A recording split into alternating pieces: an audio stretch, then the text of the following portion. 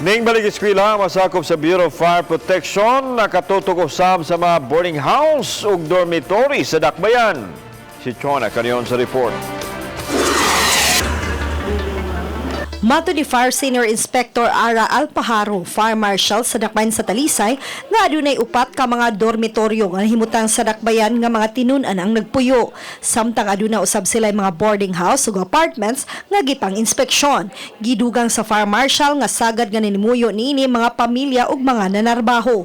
Hinuon sa ilang gipahigayong inspeksyon, mga minor lang ang mga depekto nga ilang nabantayan. Usa sa ilang gisigurado mao mga electrical connections ug uban pa.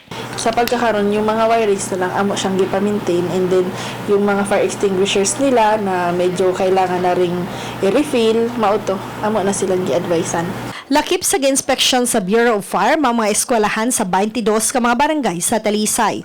Uban ni Godfrey Rilien, Chona Carion, Balitang Bisdak.